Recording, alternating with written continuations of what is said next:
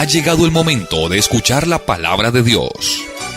Un potente mensaje extraído de las Sagradas Escrituras. En la voz del pastor Carlos Hoyos. Entramos entonces a el estudio de la palabra de Dios. Capítulo 10 del Santo Evangelio según San Mateo. Y se titula Elección de los 12 apóstoles. Mi estimado Darwin, vamos a leer del verso 1 al verso 4. Dice, entonces llamando a sus 12 discípulos, les dio autoridad sobre los espíritus inmundos para que los echasen fuera y para sanar toda enfermedad y toda dolencia. Los nombres de los 12 apóstoles son estos.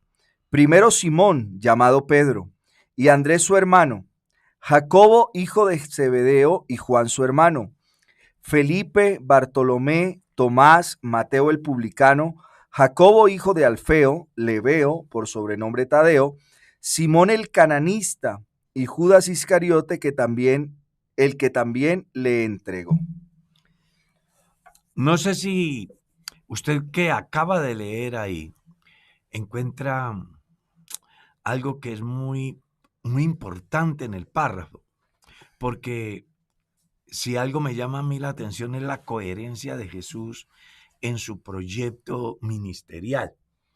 Si usted mira los versículos anteriores, él ve, tiene compasión, hay un llamado a la acción y él es el que toma la iniciativa. Amén. La multitud está como ovejas que no tiene pastor. Hay una tragedia total. De una vez organiza un equipo que se encarguen de trabajar en ese proyecto que él tiene de antemano y pues selecciona a 12 personas para que puedan desarrollar el trabajo en razón a la necesidad que se presenta en los textos anteriores, o sea, los últimos del capítulo 9. ¿Ya? Entonces, vamos a colocarle ahí unos títulos ahí de carrera, a ver si ayudamos a alguien hoy que va para a la predicar. enseñanza. Sí, hoy alguien va a predicar y le pasa lo que me pasa a mí. A mí me pasa que a veces no encuentro qué predicar. No es verdad. No Aquí estamos les damos- creyendo mucho. No es verdad, a mí me ha pasado. A mí me ha pasado de no encontrar qué predicar. Y qué bueno que le den a uno una lucecita. Entonces, yo voy a decir aquí que titularía un sermón, Jesucristo tiene la solución. ¿Sí? Titularía otro sermón, Él llama al que quiera. ¿Sí? Otro lo titularía, establezca la diferencia en el llamado. ¿Sí? Y no sé cómo llamaría a usted. Yo ya di 3 sermones para el día de hoy, basado en este pasaje. Yo, por ejemplo, un llamado a la acción, muy importante. Hombres ordinarios llamados a cosas extraordinarias. Pero no sé, pero sí me parece interesante, pero bueno, no sé en este momento qué nombre le daría. O sea, es que el término ahorita puede ser, no va a ser malentendido porque significa lo que significa, ¿no? O sea, lo diverso del grupo, o sea, no era un grupo homogéneo. No era un grupo, era muy diferente, o sea, pero en extremo todos, entonces... Diferentes, pero con un mismo fin, por ejemplo. Por ejemplo, eso. Ese es un buen tema. Y eso los predicadores deben estar felices, porque le estamos dando aquí unas... ¿Y usted? Yo le colocaría un rey delegando autoridad. Un rey sí, Un él rey. es el rey. Sí. Sí. Otro tema dice, un rey compartiendo su autoridad con los súbditos. Sí, está bien. Que sí, a mí... O sea que ahí ya tenemos 8 sermones de ese párrafo. Imagínate. Y estoy seguro que muchos lo han leído y dicen, No. solamente piensan en el título, elección de los 12. Y hasta ahí. Pero resulta que en ese importante párrafo, ya saben, todo lo que usted puede hacer y enfocar un tema tan interesante que le puede servir para que, hombre, no diga que no tiene que predicar. A veces a los predicadores nos pasa eso. Y le voy a contar una anécdota de la vida real. Conocí un compañero que decía que lo máximo que él podía estar en una iglesia eran 2 años. Que porque a los 2 años se le acababa lo que tenía que predicar. Y bueno, yo no lo juzgo. Es que la predicación es algo muy complejo. Y por eso, pues aquí tratamos de como dar unos pequeños tips, es que se dice. Tips. Buscando que usted no se enrede y pueda tener cada día un tema diferente para que así se cumpla lo que ya estaba predispuesto desde la antigüedad, ¿no? Pan fresco todos los días. Amén. Como el maná. Algo así, Sí. como el maná. Y las iglesias, ¿Usted qué piensa de esa frase que dicen que se le adjudica a Charles Spurgeon, que es pues la gente lo llama el príncipe de los predicadores, ¿no? Del siglo pasado, que él decía que el pastor debía tener la Biblia en una mano y el periódico en la otra? me parece que el pastor debe ir informado en todos los aspectos de la vida cotidiana, porque cada situación que se da en el mundo, ya sea político, religioso, científico, social, moral, es una oportunidad que se tiene de alguna manera para organizar un sermón acorde a la necesidad del mundo en el momento.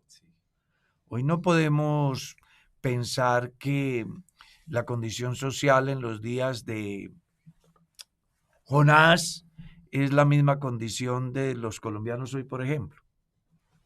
Pero por eso es muy importante y me parece interesante el pensamiento del predicador que pues famoso, pero no me llena, a mí no me llena, tenía cierta razón en ese campo. Yo sí creo que el predicador debe de leer mucho. No soy un buen lector, pero sí creo que debería de leer mucho y además de todo. De todo. Tiene que tener mucha cultura general, en verdad. Sí, es que el pastor es una persona que es como a alguien a quien se le consulta todos los días acerca de diferentes temáticas y si el pastor no está en condiciones de dar respuestas, complicado. No, pero mire que a mí me parece interesante lo que él dice, lo he visto, hablaba hace poco con el hermano Carlos sobre uno de sus sermones. O sea, sobre tener los ojos abiertos a la realidad del mundo, del país, aún de la congregación en torno a temas que son comunes. Hablamos sobre un sermón que predicó el hermano Carlos, y el hermano Carlos dice que a él le surgió justo en el momento por un tema particular, o sea, estar atento a esa realidad permite uno atender en el momento a una necesidad que haya. Creo que lo que intentaba decir él era eso, o sea, una persona que está atenta a lo que ocurre a su alrededor, que sabe y entonces entiende que el mensaje de la palabra de Dios debe ser relevante, o sea, aterrizado en el momento presente y que atienda una necesidad particular también en el presente. Si estamos claros que la necesidad espiritual es una necesidad que trasciende en el tiempo, sí, pero hay hechos particulares, digamos, pensar que en el siglo pasado se hablase del tema del feminismo y el problema del feminismo en la iglesia, pero no tenía asidero, o el progresismo. Aunque sí nació allá. Esa primera ola que atendió a una necesidad que podemos decir en el presente, lo digo yo, no quiero que se adhieran todos, pero creo que esa primera ola fue importante en el sentido que le otorgó unos derechos interesantes a las mujeres, por ejemplo, el derecho al voto, ¿sí?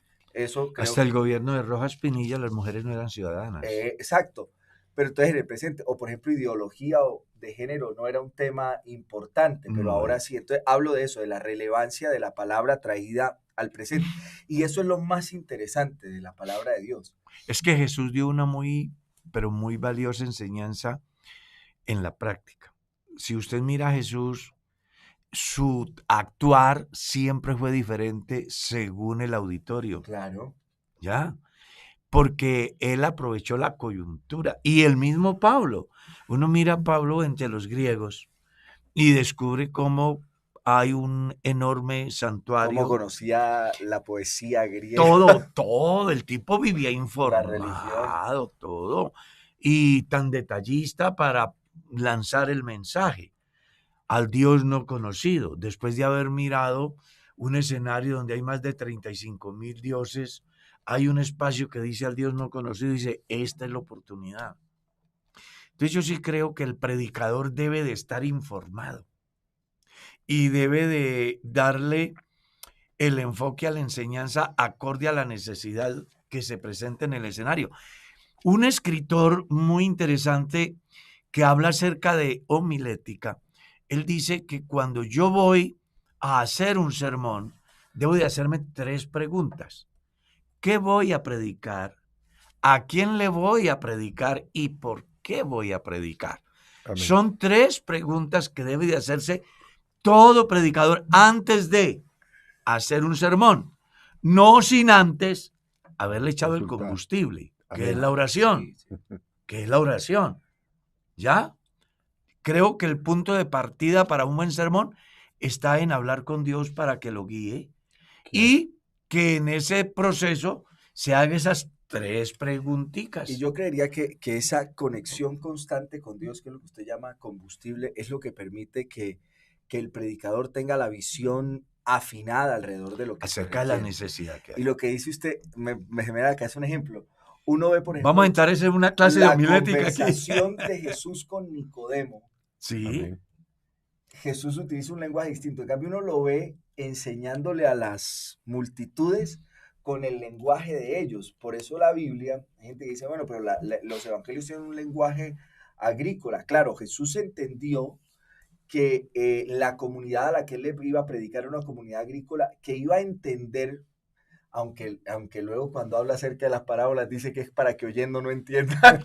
no, es que las parábolas tenían 2 fines. Sí, por eso. Revelar un misterio a sus discípulos Y ocultárselo. y ocultárselo a los otros con un fin, que no fuesen lo suficientemente culpables como para no tener esperanza. O sea, es que Dios es Sí, pero digamos que impresionante. las formas del lenguaje, preciosas. la ejemplificación que utilizaba Jesús era alrededor de temas que ellos conocían. La ilustración que él tomaba Uno era dice, en fabulosa. cambio, cuando le habla a Nicodemo, por ejemplo, uno dice, eso hasta difícil de entender en el presente. O sea, No es que era una respuesta incoherente. No tenían nada que ver con la propuesta de Nicodemo. Eso es como cuando yo voy a la tienda y pido, yo qué sé, 1,000 pesos de pan y me dice, pues aquí tenemos herraduras para los caballos. Algo así. Porque si usted mira bien, el diálogo de Jesús con Nicodemo es eso. Pero Jesús está actualizado en el momento de Nicodemo y actúa según la necesidad de Nicodemo. No corresponde a los elogios que Nicodemo le está haciendo, sino más bien va a la necesidad que Nicodemo tiene. Amén. Venga. Paso adelante. Sí, siempre yo pienso que Ezequiel, que me escucho bajito. yo pienso que aquí le estamos dando como una oportunidad a la gente para que se suscriba al curso de homilética que comienza el segundo. Ya, le cuento, ya nos llegó una carta de autorización de unos hermanos de otra congregación. Sí, Que ya. enviaron. Y queremos decirle a los creyentes de otras iglesias que escuchan y quieren, pues que simplemente hablen con su pastor y le digan, hermano, vea, es que van a dar un curso en este sentido en la iglesia del Boyacá Real, y allá exigen la carta en la cual usted nos autorice. Y esto lo hacemos con una finalidad, Amén. y es de que ningún creyente se sienta convidado, sino que más bien se sienta autorizado por su pastor, Con un porque objetivo muy lo claro. menos que queremos es ser molestia a las congregaciones vecinas. Y para la gente que está en otras ciudades de Colombia y en otros países del mundo, pues el curso comienza en mayo, En mayo. donde se va a manejar por suscripción y la filosofía va a ser totalmente diferente. o se tiene el proyecto de una plataforma donde solo los que estén suscritos podrán acceder a ella y ser informados y resolver inquietudes. Fijaremos horarios donde atenderemos a las personas para que ellos manifiesten sus preguntas y darles respuestas en el momento que se acuerde. La idea es hacer de los medios una escuela que beneficia a todas las personas en cualquier parte del mundo. Pero entrando en materia, porque ya dimos un breve curso de homilética. Un abrebocas que cada vez Sí. va tomando mayor volumen el asunto. Claro que sí. Vamos a hablar entonces, comencemos diciendo que hay que establecer diferencias en el llamamiento. ¿Por qué? Porque uno es el llamamiento general, ¿sí? Otro es el llamamiento particular. Sí. Ujú. Yo estoy haciendo un trabajo para un estudio de pastores y estaba pues pensando en esto del llamamiento, y hoy que leemos este capítulo 10 me llama la atención porque cuando Jesús llama a los 12, hace rato hay una multitud de discípulos. Ujú. Y sea la ocasión para también responderle la pregunta que alguien hizo alguna vez. ¿Cuál es la diferencia entre discípulo y apóstol? Amén. Entonces, la diferencia es, el discípulo está en la escuela, Salud. el apóstol está en ejercicio. Esa es la diferencia. Entonces, Jesús hace un llamado general, como el que aparece en San Mateo capítulo 11, verso 28, o en San Juan capítulo 7, verso 37 en lo adelante. Son llamados, ¿qué? Generales. Generales. Vengan a mí todos, ¿verdad? Amén. Pero aquí en este caso es un llamado específico a un equipo que va a cumplir una misión y que usted lo va a encontrar de alguna manera ratificado en el capítulo 4, en el versículo 11 de la carta a los Efesios. Porque no es lo mismo mirar los dones en Romanos 12 y Primera de Corintios 12 que mirar los dones ministeriales en Efesios capítulo 4. Los dones en Romanos y en Primera de Corintios son generales. Aquí en Efesios 4 son específicos a un grupo predeterminado y con un objetivo también específico. Jesús aquí hace un llamado que es sencillamente lo que corrobora Marcos en su capítulo 3. Subiendo al monte, llamó a sí mismo a los que él quiso. Y eso es muy interesante entenderlo porque da la respuesta a el interrogante de algunos: ¿por qué no todos son pastores? ¿O no todos son misioneros? ¿O no todos son maestros? ¿Por qué en una multitud como la iglesia en Colombia no todos son pastores? Bueno, porque en esa multitud de discípulos que hay en Colombia, Dios escogió a los que Él Quiso. Y por eso hay que tener mucho cuidado en el ejercicio de la fe cristiana. Amén. Ya que no se trata simplemente de que yo quiera. Y ahí hay algo que también es importante analizar y está relacionado con aquellos que quieren sin ser llamados o son nombrados sin ser llamados. Porque en este campo se puede dar que una persona es enviada a un ministerio sin ser llamado por Dios. Todo porque es el hijo de, es mi amigo. Yo escuché un caso muy particular y voy a hacerlo acá. Escuché a alguien que dijo: a mí me enviaron al ministerio porque yo era un problema en la iglesia. Tú uno mira que a veces hay personas que llegan a determinados escenarios no porque reúnan los requisitos ni porque tengan el llamado, sino por otras situaciones.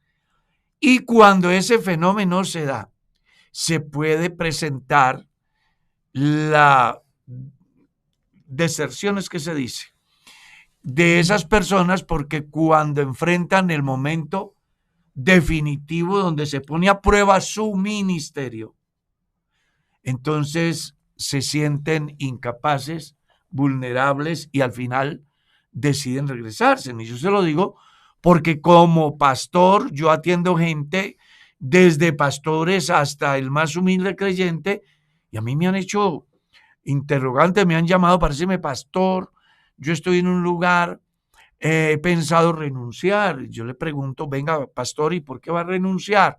Me ha dicho, lo que pasa es que no me hallo bien en lo que estoy haciendo. Bueno, ¿y usted por qué es pastor?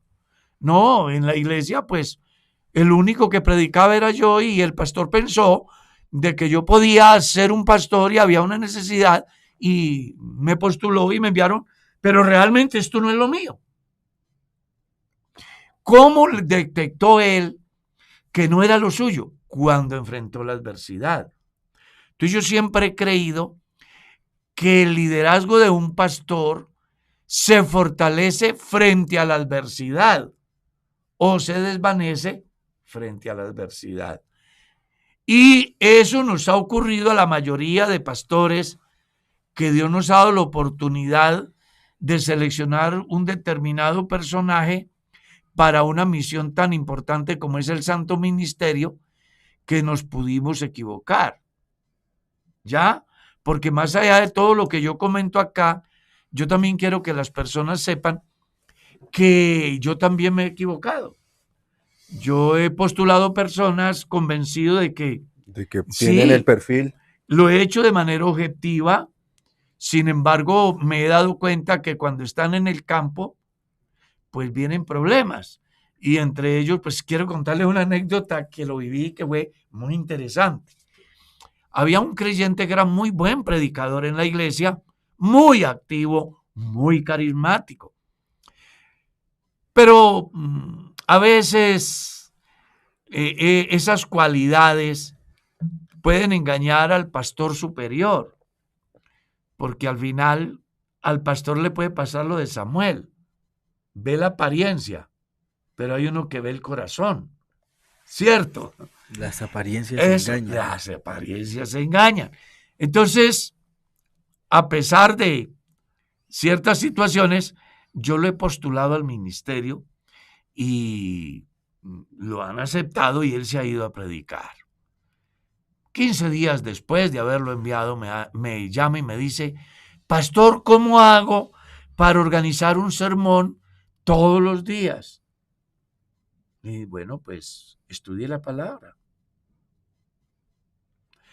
Después me llama y me dice, pastor, ¿cómo hago para que la iglesia diezme? Le dije, predique la palabra. Así que ante todo interrogante que él me hacía, pues yo siempre lo convocaba a que predicara la palabra, porque esa es la misión del pastor. Amén. ¿Ya? Y yo lo hacía buscando de que él entendiera lo que antes no había entendido, la responsabilidad de predicar la palabra. Porque una cosa es que alguien predique un sermón cada mes. Claro. Otra cosa es que el predicador esté en condiciones de predicar 8 o 10 sermones al día. Amén. ¿Está claro? Entonces, ante esa situación, aunque era muy carismático, muy social, muy buen hombre, un día me dice, no, yo de verdad no soy capaz. Yo me equivoqué. Claro. Y seguro que muchos pastores de los que hoy escuchan este espacio y lo escucharán, pensarán igual que yo. Aquí lo importante es que busquemos la manera de equivocarnos menos. Amén. ¿Sí? Somos susceptibles de equivocarnos Todos. al elegir una persona, Sí, señor. pero podemos minimizar haciendo un análisis del individuo, mirando de verdad si tiene como proyecto de vida el servicio a Dios o como proyecto económico el ministerio. Porque ahí hay una muy interesante Un hilo muy línea. delgado. Claro, Un niño muy delgado. claro, porque hay gente que piensa que el ministerio es un empleo. Una fuente de supervivencia humana. Exactamente. Y lo basan en razón a que su pastor vive bien. Y se les olvida que para que ese pastor en ese momento esté viviendo bien, pues ya ha recorrido 30, 40 años. Perdonen la comparación. Es un general de 4 soles. Pero el que está mirando todavía no ha sido reclutado para ser soldado y ya quiere estar donde está el general. Y ahí es donde se presenta el choque y se puede dar la equivocación que puede frustrar a este principiante al darse cuenta que mientras él está en el campo, en una situación compleja, hay otro que después de un recorrido de más de 40 o 50 años está en otra condición.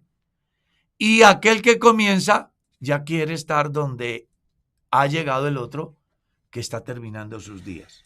Entonces, por eso es muy importante que se entienda el llamamiento. Cuando Dios llama a un hombre al ministerio, Él no va a estar pensando si el pueblo es lejos o es cerca, si la gente es asequible o no, si el terreno es duro o es fértil, La economía es buena. si la economía es buena o no es tan buena. Yo se lo digo porque en mi vida de pastor, yo he abierto la puerta de mi oficina a personas que van a ejercer el ministerio donde soy pastor y quieren saber cómo funciona la iglesia. A mí me han dicho, ¿y usted por qué no va? Vaya y conoce y está. No, yo nunca lo he hecho y creo que ya no lo haré, porque después de tantos años, Dios nunca me dejó. Amén. Pienso que para el resto de vida que me queda, Dios no me va a abandonar. Nunca lo he hecho y nunca lo haré, porque yo soy un fiel convencido. Escuche, pastor, y los que me escuchan, para un hijo de Abraham nunca habrá tierra estéril, porque la tierra donde Dios pone a un hijo de Abraham es tierra sobre la cual Jehová tiene puestos sus ojos de día y de noche. Y para un hijo de Isaac, no importa que sea el desierto de Bersebas, ahí habrá agua. Y para un hijo de Jacob, no interesa que las ovejas sean flacas o que las ovejas sean de un solo color. Para un hijo de Jacob siempre habrá ovejas gordas, lana en abundancia y leche fresca. Así que mi estimado llamado por Dios, no le ponga obstáculos al llamado poniendo de antemano ciertos prejuicios que son muy subjetivos, que además son temporales, cuando el verdadero hombre llamado por Dios lo único que siente es visión, compasión y deseos de la acción. Amén. De entrar a ese campo. Entonces recuerde, el llamamiento, una cosa es que Dios nos llame a todos a esta salvación. Otra cosa es que Dios llame a un determinado grupo a ejercer una determinada labor dentro de esa comunidad. ¿Qué es lo que Jesús hace aquí en el capítulo 10 del Evangelio según San Mateo? Amén. ¿Cómo la vio, pastor? No, es muy interesante porque uno está justo en ese trasegar, ¿no? Y uno, es innegable eso, pero yo creo que es algo en particular que usted hablaba, ¿no? La idea errada que tienen algunos acerca de la estabilidad alrededor del ministerio pastoral, porque comúnmente, no es el caso de todos, quienes son llamados a ser pastores están en congregaciones grandes. Comúnmente, no es todos los casos, ¿sí? Entonces, claro, se ve una estabilidad alrededor de la economía del pastor, pero tiene que ver mucho con nuestra cultura. Volvemos al tema de tener al periodo, la cultura de la inmediatez. en la actualidad existe un mundo que lo quiere todo rápido, ¿sí? Comidas fácil. rápidas, mensajería en 10 minutos. Entonces, no entendemos los procesos que se tienen que vivir alrededor, por ejemplo, de eso en particular, ¿sí? Y no hablo solo de la economía, sino del crecimiento del pastor para alcanzar una madurez alrededor de lo que significa ser un siervo de Dios. Entonces, él tiene una imagen sesgada, que es la que él observa, pero él no entiende lo que hay detrás de ese individuo que él hoy ve en una posición y dice, wow, pero bueno, ¿cuál es la historia detrás de ese individuo que yo veo? ¿Cuál ha sido el proceso? ¿Cuál ha sido el camino que él ha recorrido para llegar ahí? En el ámbito profesional que yo me formé, eso era fundamental, o sea, entender los procesos y los roles. O sea, no era lo mismo el estudiante que el interno, que el residente, que el especialista y que el profe. Cuando uno entendía eso, uno dice, no, yo no puedo ni siquiera, y pasaba. O sea, hay preguntas que no estaban dirigidas a mí, que yo no tenía el derecho de responderlas, o sea, no tenía, así supiera la respuesta. No tenía la autoridad. No tenía la autoridad. O sea, yo tenía que, tranquilo, va a llegar un momento en el que usted va a poder responder esto. Pero nuestra cultura no ocurre así, la inmediatez, es que lo quiero ya, lo quiero rápido, pero no entiendo que hay cosas que no han cambiado, los procesos hay que vivirlos. Sí, usted acaba de decir varias cosas, los procesos hay que vivirlos, y permítame dar este apunte desde la óptica como creyente, ¿sí? Porque estoy aquí delante de dos pastores que tienen otros sentires y que tienen otras maneras de concebir y de sentir el llamado, valga la redundancia, pero desde la óptica del creyente del común, del creyente que asiste a la iglesia, del que está pendiente de su guía espiritual, de su pastor, ahí hay una cosa interesante. Es cierto, sí o sí, que en el llamado que Dios hace a un hombre para el ministerio, va dotado y cargado de ese llamado. O sea, Dios le da las herramientas. Dios le da las herramientas y eso es muy notorio, o sea, eso es algo notorio. ¿Por qué? Porque en ese algo notorio es donde está, en verdad, esa autoridad que le fluye a ese hombre, esa disposición y esa capacidad que Dios coloca a ese hombre, tan así que ese hombre tiene la cualidad dada por Dios, porque por eso es una autoridad delegada para dirigir su iglesia y donde no va a existir sino la complacencia de un verdadero hombre llamado por Dios que está dirigiendo su iglesia. Y eso se siente y eso se conoce. Entonces, ¿qué es lo que pasa? Normalmente en el proceso, hermano Darwin, en el proceso es donde yo creo que está el error. ¿Por qué? Porque un llamado al ministerio tiene que tener varias connotaciones que se tienen que notar. Voy a poner un ejemplo. Es un hombre que está completamente caracterizado por lo que leíamos en los versos anteriores. O sea, se le tiene que notar una compasión porque ya está siendo formado en un llamado silencioso pero progresivo para una futura tarea. Pero no es que todas esas cualidades me salieron después del llamado. No, esas cualidades tenían que estar formadas en su ambiente como creyente, en donde Dios va a tomar y va a comenzar a escoger, porque lo que decía el hermano Carlos es muy cierto, aquí hay una multitud de discípulos, pero cogió 12, escogió a 12. Entonces, qué importante saber que esos que escogen ya vienen con un proceso en Dios, ¿sí? Y Dios los va a dotar. Porque, ¿qué hermano Darwin? Usted no llega a hacerse médico a la sala de cirugía, usted llega médico a la sala de cirugía.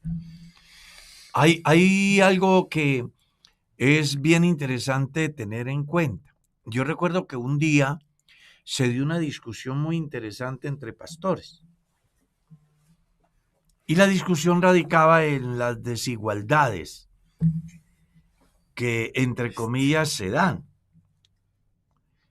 Porque, pues, lo elevaron inclusive al vestido de los envidiosos. Que se llama la igualdad social. Que se llama la igualdad social. Ese es el vestido que le pusieron el vestido nuevo. El vestido nuevo a la envidia. A la envidia, sí, usted. A la envidia. Una frase. Sí, yo la vi porque el hermano Carlos la publicó. Sí, ese cuento de la igualdad, y resulta que casi siempre los que hablan de igualdad son zánganos que han vivido toda la vida del pueblo y nunca le han dado nada al pueblo. ¿Ya? Hablo políticamente. Yo soy político. Y Todos donde somos haya un un hombre ser hay políticos. política. Cuando entramos a la política del cristianismo, entonces también hay, y aquella vez se dio una discusión, y la gente opinaba. Yo soy malo para chatear, yo soy malo para eso. A mí me llegan 4, 5 mil, 6 mil mensajes diarios a las redes sociales. Yo solo me detengo en la que dice, Pastor Carlos, tengo una inquietud. Porque yo no tengo tiempo para tanta basura que hay. Y me llamó la atención la discusión que se da. Que un pastor tiene un reloj que vale tanto, mientras que hay otro que no puede comer carne. Pero el pastor que tiene el reloj que vale tanto, lleva 50 años de pastor. Y el que está diciendo que no tiene carne para comer, lleva un mes. Y ya quiere estar donde está el pastor que lleva 50 años. Entonces hay una discusión muy interesante. ¿Cómo será que yo, sin ser bueno para chatear, no me aguanté? Lo picaron. Me picaron. Y además yo soy tímido. En mi pueblo dicen lo pullaron, ¿no? Entonces yo coloqué un pequeño comentario en el que dije, vea, la mejor manera de usted tener el reloj que vale tanto no es hablando aquí de injusticias y de desigualdades. La herramienta está en su mano. Haga lo que Jesús dijo.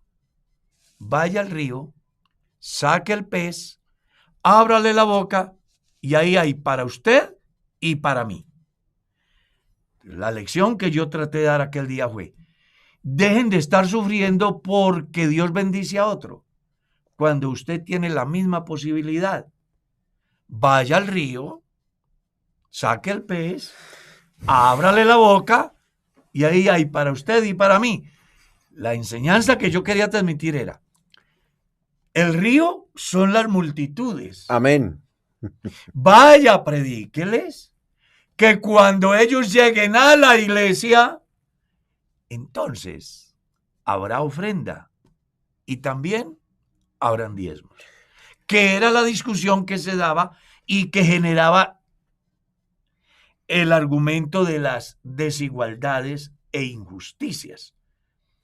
Porque desafortunadamente dentro del ministerio hay gente que se ha filtrado que no son llamados al ministerio, que miran el ministerio como una fuente de empleo y se les olvida que la iglesia no es una bolsa de empleo.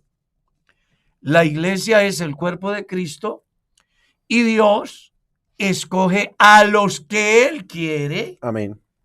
Para que cumplan una misión que aparece registrada ahí, para que echasen, mire, les dio autoridad sobre los espíritus inmundos, para que los echaran fuera, y 2, para sanar toda enfermedad y toda dolencia. Marcos es más explícito. En su capítulo 3 dice, para que estuvieran con él, para que predicasen y para que echasen fuera todo demonio y sanaran toda dolencia.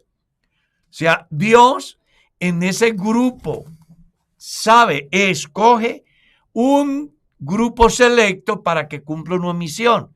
Y en la iglesia de la cual Jesús es el pastor, escogió a 12. Entre los cuales, como dice el pastor, o decía ahora aquí, era un grupo muy diverso. Habían pescadores, habían médicos, habían contadores. Mateo. Claro, habían personas. Había uno que pertenecía a un grupo al margen de la ley. Había un sedicioso. Sí. O sea que esto también es muy interesante que la gente entienda que Dios llama, como textualmente dice la Biblia, llamó a sí mismo a los que Él quiso. Puede ser que dentro de la comunidad dirían, venga, pero ¿no será que en esta multitud hay alguien que tenga un perfil mejor? Puede ser. Pero resulta que en Dios no se trata de mirar simplemente un perfil, sino de entender la soberanía de Dios en el llamamiento.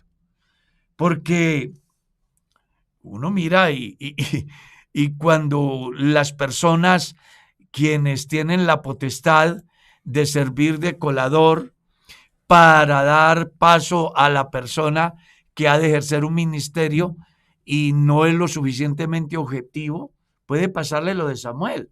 Mirar la apariencia, desconociendo que Dios mira otra cosa.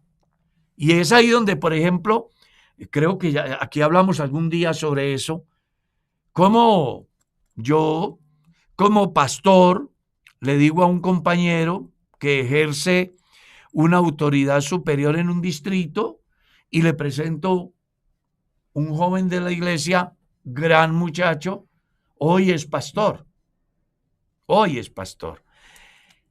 Y le digo, venga, a usted, por casualidad en su distrito, no hay un espacio para una parejita que tengo que son excelentes creyentes y tienen vocación ministerial. Esa era la visión que yo tenía de ellos. La respuesta de este personaje que ejercía autoridad en el distrito fue, ¿es profesional? Entonces, pues él había sido mi subalterno. Yo le dije, venga, o sea que yo no hubiera servido para ser pastor en su distrito. Me dijo, ¿cómo se le ocurre, pastor? Y sí, porque es que cuando yo ingresé al ministerio tenía primero primaria.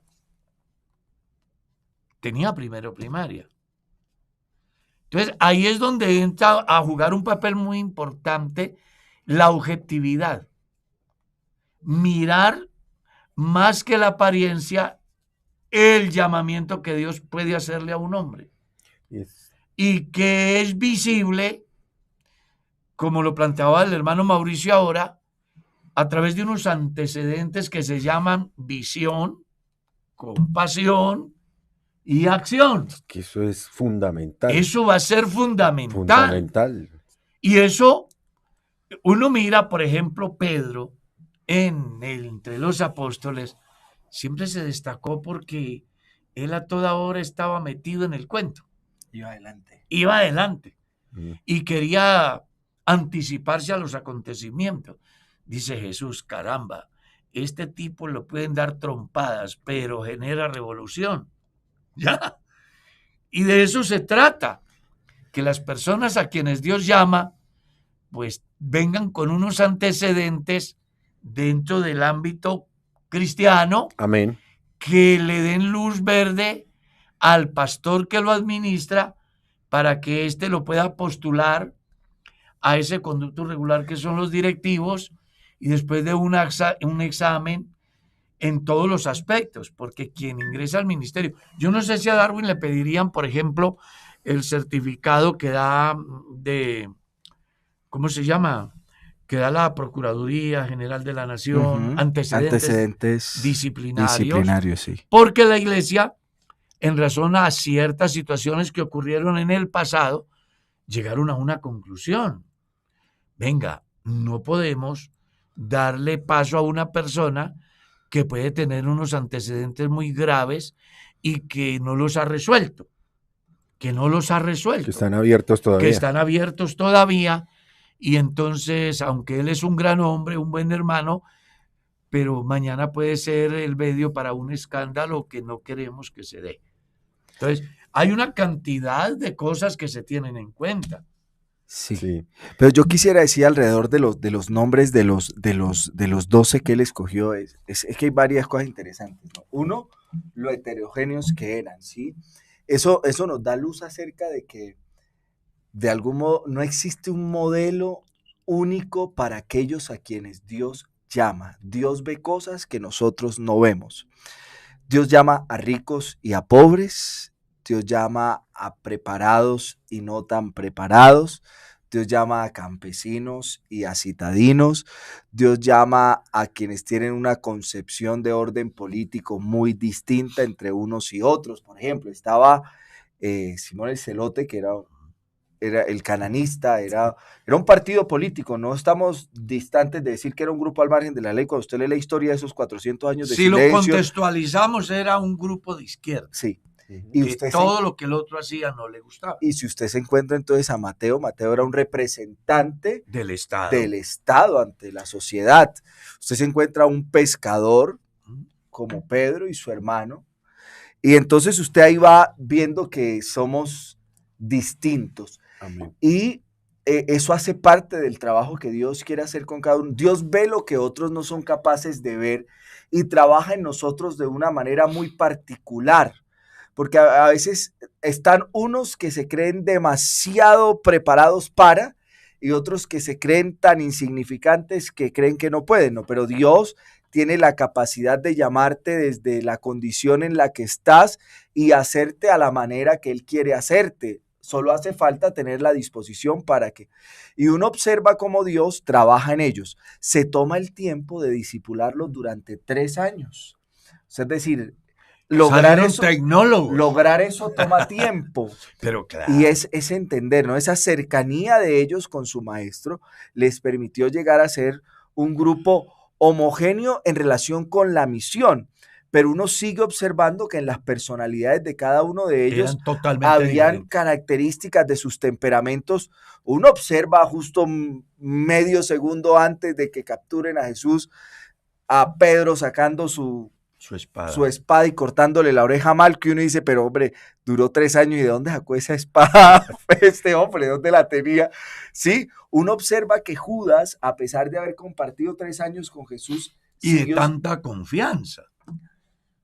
Oiga, no, es que es eso de las características de cada uno de los que Dios llamó, le permite a uno ver que hay gente que hoy día, por ejemplo, hace señalamientos acerca de personas que han hecho parte de la iglesia y terminan haciendo cosas que no son. Pero hombre, si de 12-1, pues hagamos un ejercicio matemático para ver cuál es el porcentaje total de aquellos que están con Jesús que nunca fueron. A pesar de compartir tanto tiempo con él. Pero en cambio no, es que en los discípulos habían algunos que no creían en él. Como dice San Juan capítulo 8. Y dijo Jesús a los discípulos que habían creído en él: conoceréis la verdad y la verdad os hará libres. Y de una vez la reacción: nunca hemos sido esclavos de nadie. ¿Cómo dices tú seréis libre? Un padre tenemos que es Dios. Nosotros no somos hijos de fornicación como usted. Y eran discípulos. Es que yo quiero, pues, aquí, porque es que uno le pican la lengua y se le activa el archivo memorial. Sí, comienzan a salir todas esas. Sí, todo, que es muy interesante. Y que en este estudio vale la pena que lo miremos. Amén. Muy desde importante. el punto de vista bíblico, muy pero importante. También razonable. ¿Sí? Razonable. Y a mí la lección más importante de todo aquí es que el rey escoge a quien quiere. 1, 2. Que Dios nos llama a gente perfecta, que es lo que usted está planteando y lo que el hermano Mauricio plantea. Dios llama a gente imperfecta. Él los transforma y les entrega una misión. Amén.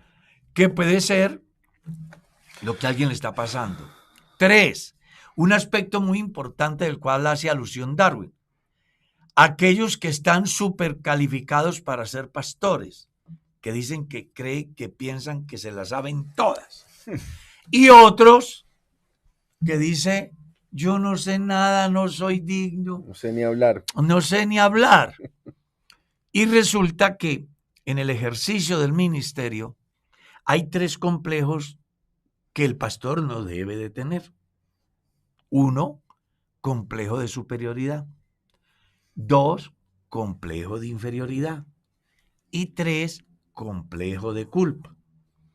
Pablo da una muy buena enseñanza en su primera carta, en su capítulo 1, cuando contra todo pronóstico y modestia aparte, él dice así: doy gracias al que me fortaleció, a Cristo Jesús, que me tuvo por fiel poniéndome en el ministerio. Amén. Cuando en otras partes encontramos que cuestionaban la vida de Saulo. Venga, y este no era el que los llevaba presos. Venga, y este no era el que formaba las revueltas. Y este. Entonces Pablo mucho más se esforzaba confundiendo a judíos y a gentiles, predicándoles el reino de Dios y el nombre de Jesucristo. Y a los romanos que le cuestionaban les decía, yo ya no me avergüenzo del evangelio, porque es el poder de Dios para salvación a todo aquel que cree. No, y lo que le dice en 2 Corintios capítulo 12 a esa iglesia, porque había un grupo que estaba cuestionando quién era Falsos él, apóstoles que y había. él llega y saca sus Los credenciales falsos ese hermanos. día y les da un par de Sí, bofetadas, ¿no? Dice que eso ocurrió fue o sea, cuando él dice que en el cuerpo no sé, en el espíritu no sé, pero, o sea, Pero ustedes lo que quieren sí que yo sé- les demuestre que sí, pero yo tengo experiencias también sobrenaturales, solo que no hablo de esa. Decido una cosa, él dice, decido gloriarme más en mi debilidad que en estas cosas en las cuales soy fuerte. Es muy interesante porque él, pudiendo gloriarse, él tomó la posición de, no, tranquilo, yo me voy a bajar de aquí, pero si ustedes me empiezan a dar látigo, Es- haciendo ver que yo no soy un verdadero apóstol, yo sí tengo Tengo experiencia, unas solo que no alardeo de credenciales él. que lo gritan a los cuatro vientos de que soy apóstol. Eso es muy interesante. A mí me parece que cuando entramos a este campo de los complejos, es bueno que aceptemos lo que Dios decide. Es decir, contra viento y contra marea. La gente puede decir, pero si Dios me tuvo por fiel, simplemente esté ahí. O sea, hay unos que son soberbios por naturaleza y hay otros que son humildemente soberbios. No, pero es que pero eso sí es importante, porque es que hay gente que Pero el considera tiempo que no la ve que se humildad está en pasó. relación con el poder adquisitivo y anda alardeando de la humildad. Yo creo que en el fondo son ser humildes. Claro. ¿Sí me hago entender? Sí. La humildad no es la escasez ni el abandono. Exactamente, ese es un La término mal soberbia no es compuesto. la abundancia ni el saber. Es una condición del individuo acorde a la relación que tenga con su Dios.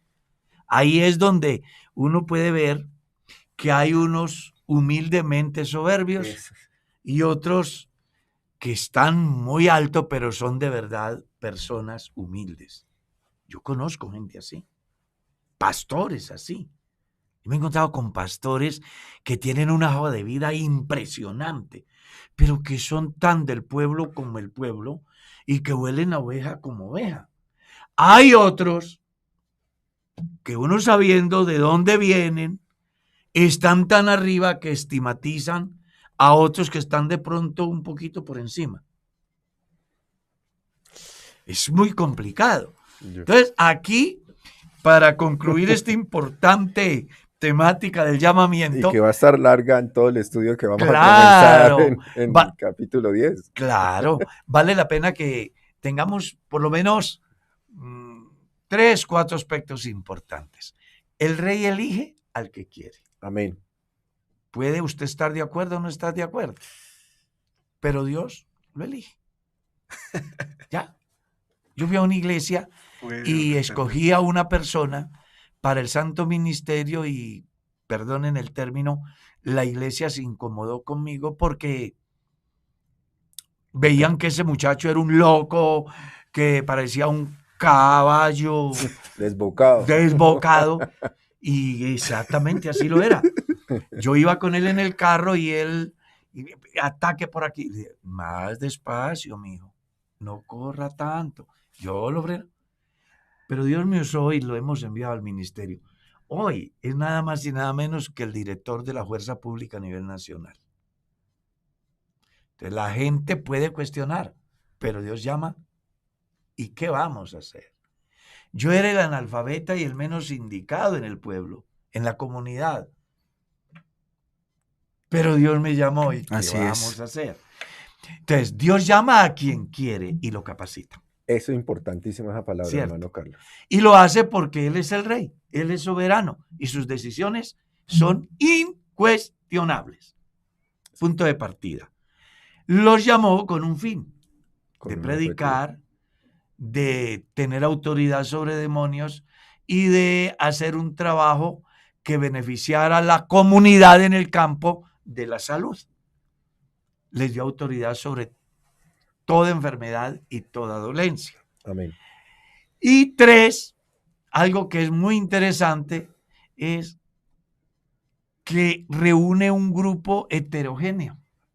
de diferentes culturas, de diferente formación, pensando con ello a hacerle saber al mundo que en Dios las diferencias no existen. Él puede hacer. Sí, no, y es que sí, Nos no toca queremos tiempo terminar. adicional. Mire que hace poco leyendo sobre un tema del que, si Dios me permite, hablaremos pronto, sobre la igualdad. Es que eso Si sí que hay es... alguien que ha aplicado la igualdad en el verdadero sentido, es Dios. Es que la frase les dio, ahí hay mucho de qué O sea, hablar. Les eso dio. sí es verdad. O sea, aquí no hay judío ni griego, aquí Ni gentil, ni esclavo, ni libre. no. Les dio, los equiparó de igual forma. No, y alrededor. No, es que eso que usted acaba de decir es muy bonito, claro que sí, porque es que hay gente que a veces toma una postura donde pareciese que Dios hiciese algún grado de diferenciación. No, Dios nos ama por igual y de veras, que Él llega a nuestras vidas y nos acepta como lleguemos, pero eso no implica que nos va a dejar como llegamos, ¿no? ¿No? Él sí hace un proceso de transformación en el individuo. Eso sí que a nadie le quede duda de que en ese sentido el evangelio es medio excluyente. Tú puedes llegar al evangelio como quieras, pero Dios no te deja como tú llegaste a él. Amén. Y para concluir, ¿usted iba a decir algo? Sí, hermano. Yo quería decir algo porque a mí me da mucha tranquilidad, y hermano Carlos de pronto en el siguiente programa lo va a aclarar. Es el filtro que tiene Dios para que sus pastores de verdad, déjeme decirlo así, hermano Carlos, den la talla para el objetivo que Dios tiene. Y usted lo sabe y nos explicará más de eso, y qué bonito escucharlo a hablar. Cuando les dan a usted una licencia de predicador, cuando les dan una licencia de local, cuando les dan una licencia de ordenación. General primero. Sí, qué bonito que nos hablara de eso, hermano Carlos, la próxima vez, para que podamos entender que sí hay un filtro. Es decir, que debemos confiar que Dios está formando a esos hombres y en lo cual nosotros podemos estar tranquilos. Es decir, qué bueno que podamos decir eso, porque pueda que quede en el manto de duda, oiga, ¿será que este sí? ¿Será que este no? ¿Será que este sí? No. Dios siempre está ahí formando, porque nada menos que les dio para delegar y para enseñar a su iglesia. O sea que Dios no dejó esto acéfalo, Él sigue capacitando a estos hombres. Y es muy importante el nombramiento de los 12 porque, como dijimos, son diversos en todos los campos. Y les entregó la misión. Muy interesante eso. Oye, el tiempo se nos fue y se nos pasó. Nos toca pedir tiempo.